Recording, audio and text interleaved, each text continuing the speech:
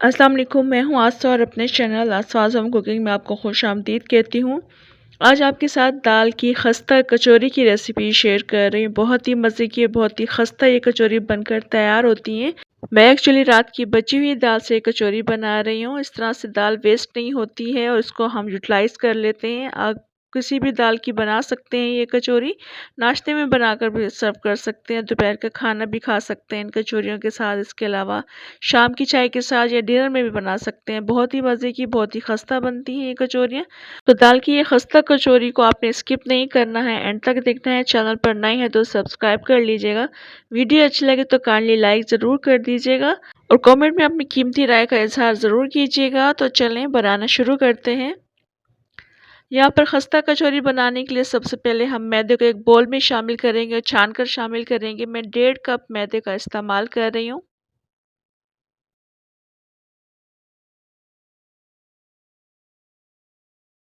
इसके बाद इसमें नमक शामिल कर देंगे हाफ टी स्पून के बराबर, और साथ ही साथ इसमें घी भी शामिल कर देंगे। 3 टेबल स्पून तकरीबन मैंने इसमें घी ऐड किया है।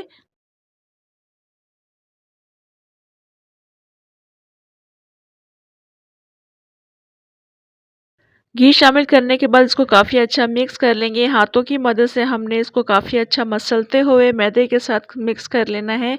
उसके बाद हम पानी के साथ इसको गूँध लेंगे। नॉर्मली जिस तरह से हम आटा गूँधते हैं उस तरह से हम इसको गूँध लेंगे, मगर हमने इसको पतला नहीं रखना और ज़्यादा हार्ड भी नहीं रखेंगे। हार्ड और सॉफ्ट के दरमियान वाली डो हमने इसकी बनाकर रखनी है। तमाम कंडीशंस आपको दिखाऊँगी, मैं किस तरह से गूँधूँगी आटा, वो सब मैं आपको दिखाऊँगी। तो थोड़ा-थोड़ा सा करके पानी शामिल करते रहेंगे और आटा हम इसका गूँध लेंगे काफ़ी अच्छा।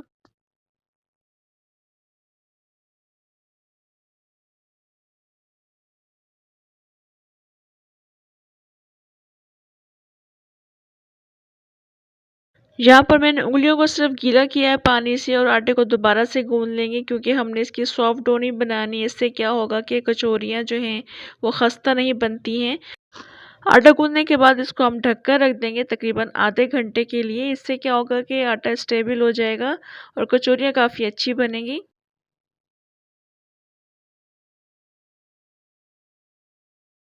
अभी आधा घंटा गुजर चुका है, आटा काफ़ी अच्छा स्टेबल हो चुका है। मैं आपको दिखा देती हूँ सारी कंडीशन। ये सॉफ्टनेस आप देख लें, इस तरह से होना चाहिए। ज़्यादा हार्ड नहीं होना चाहिए, ज़्यादा सॉफ्ट भी नहीं होना चाहिए। अभी मैं इसको ढक कर रख दूँगी कुछ देर के लिए। तब तक मैं आपको दाल के बारे में बता देती हूँ, हम किस तरह की दाल हम इस कचौरियों में इस्तेमाल कर सकते हैं। मैं एक्चुअली रात की बची हुई दाल की कचौरियाँ बना रही हूँ। ये चने की दाल है जिसको मैंने मैश भी कर लिया है और थोड़ा-सा मैंने सख्त भी कर लिया है, थोड़ी-सी लिक्विड फॉर्म में थी। इसको सख्त करना इसलिए ज़रूरी है, पानी ड्राई करना इसलिए ज़रूरी है कि क्योंकि अगर दाल में पानी होगा, मॉइस्चर होगा, तो दाल की कचौरियाँ अंदर से ख़राब बनेंगी, खस्ता नहीं बनेंगी।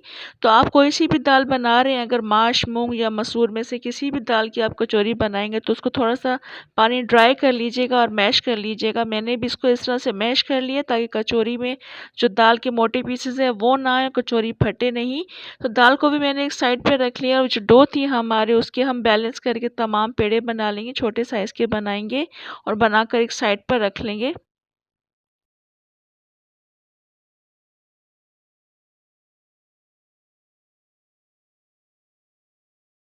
अब हम एक पेड़ा उठाएँगे, इस पर हम थोड़ा-सा खुश्क आटा लगा देंगे या फिर आप मैदा लगा लीजिएगा। उसको हम हाथों पर इस तरह ले करके गोल सा पेड़ा बना लेंगे।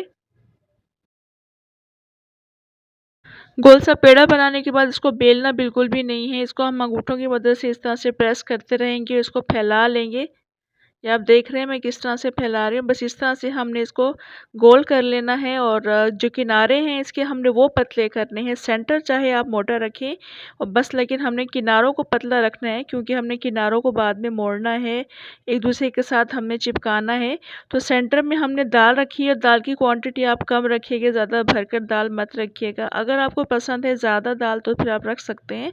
मगर ज़्यादा दाल डालने का ड्रॉबैक ये है कि कचौरी जो है वो फट जाती है और दाल में अगर पानी होगा तब भी कचौरी फट जाएगी क्योंकि उसमें मॉइस्चर होता है। बस ये 2 बातें आपने ख़्याल रखनी है।